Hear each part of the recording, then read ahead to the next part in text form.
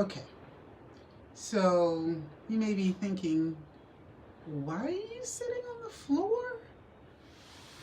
I don't know. It was kind of a challenge to get down here, and this floor in the office is hard.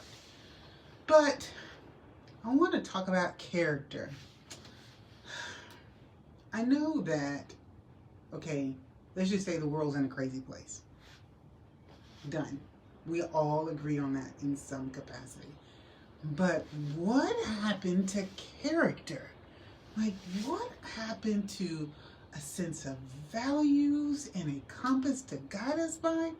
Like, I am just blown away that we are not guided by some sense of a compass on how to conduct ourselves.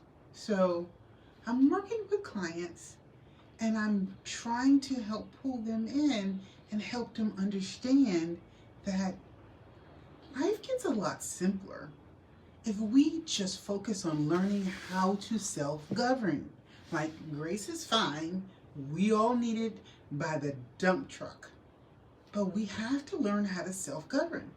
We have to learn to hold our own selves accountable for our behaviors. Now, you can't always control thoughts. And I know we as therapists teach you like how to control your thoughts. And I don't know how that really works. But you can control what you do in response to your thoughts.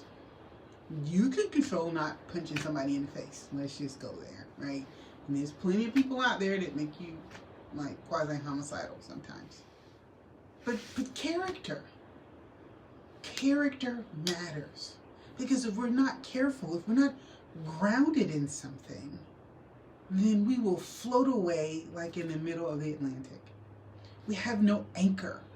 And the anchor cannot be based on who you're with, the job that you're on, the level of education that you have, who's in your corner, who's in your tribe, because those things are all fluid. People change. People have a right to change, just like we have a right to change.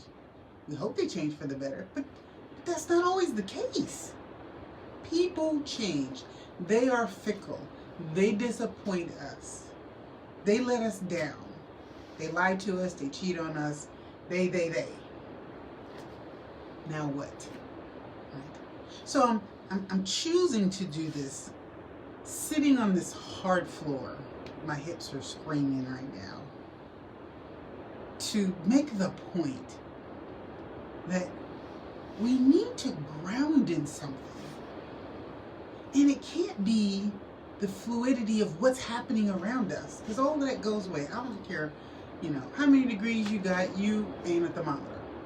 And sometimes you'll have some wins, and many times you just won't. And life goes on, right? And money doesn't make everything, and friends don't make everything, and a relationship for sure doesn't make everything.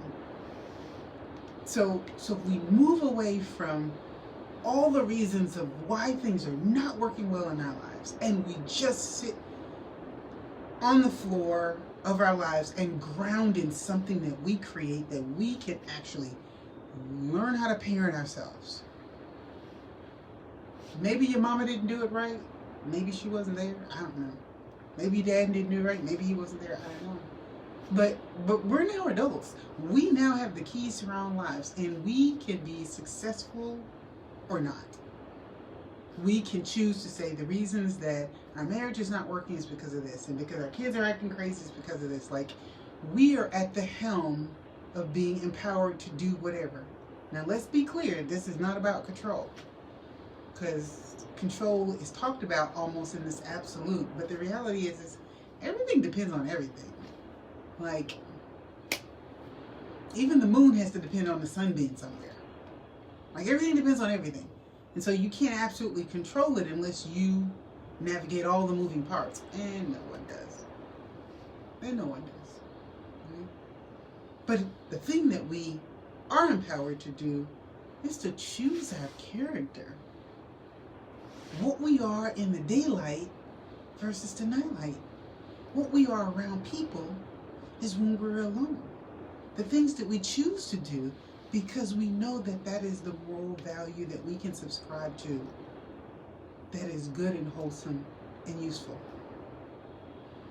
I think we've gotten so far from character, our value systems. What's important to us? It shouldn't be because of it's who's important to us. People come and go. Sometimes they leave before we want them to. And sometimes we need them to leave. But either way, we choose. And we don't have to choose in anger. We don't have to have this whole tirade. We don't have to give them a piece of our mind. Please keep all of it because you need all of it. Character. Who are you?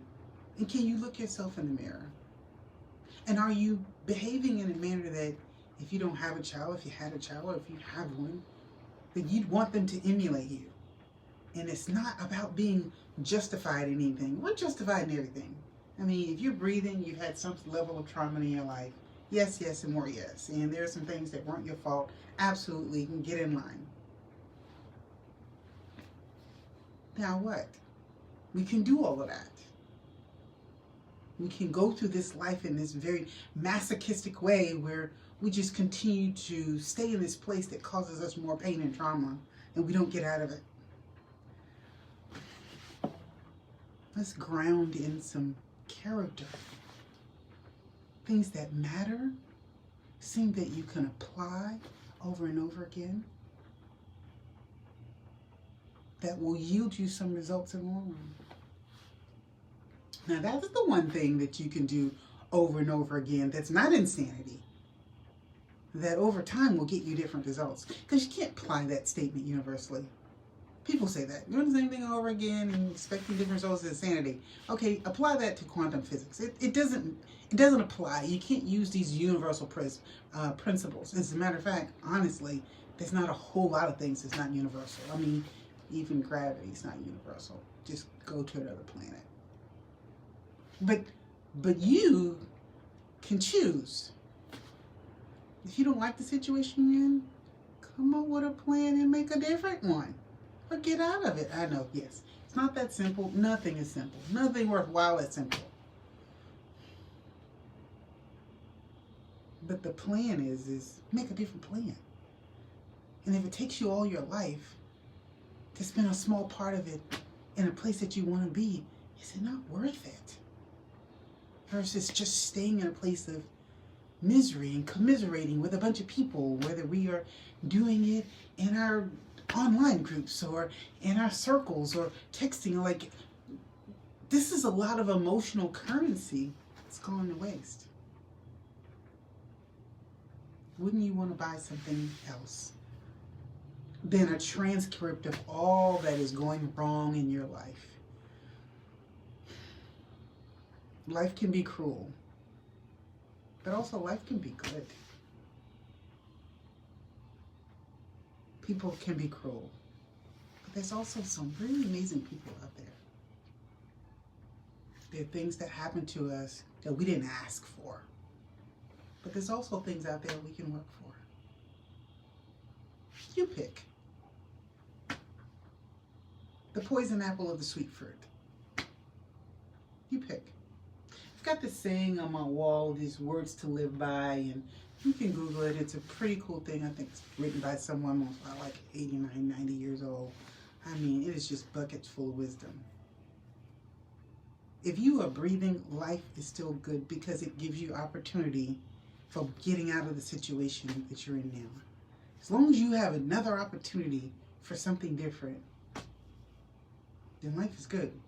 Now, it may not be easy or fun, but you always have opportunity. There are people who have less than us. There are people who don't have limbs. There are people who cannot talk. There are people who are not able to walk around. There are people who don't have people around them. There's lots of stories out there that I'd like for you to think about how you can ground in some character. Things that matter.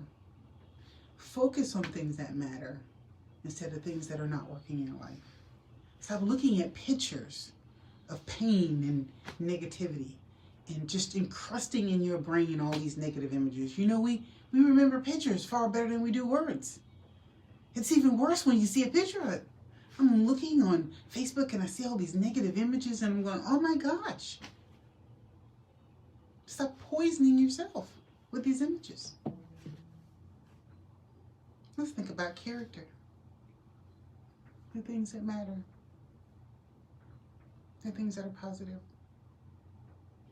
The things that will get us something different tomorrow if we just start today. Just take the seed of who you are and find some good soil to plant yourself in. And let the watering of it cause you to bloom. It's not going to be overnight. Nothing is. And if it did come overnight, I wouldn't trust it. Character. The nature of who you are. I know there's not a whole lot of good examples out there, but you know. You're smart. You understand character. I hope you take this to heart. I hope you really think about your world and really do a deep dive in looking at where you are. We're getting ready to go into a very centennial year, 2025. Like, please don't let it look like 2024. And even if 2024 was good, don't let it look like 2024. Make it look better than 2024. You owe it to you. Now, I'm going to get off my soapbox and offer this hard floor. And hopefully, you will find something useful that I shared with you today. This is your mental health microdosing moment. Have an amazing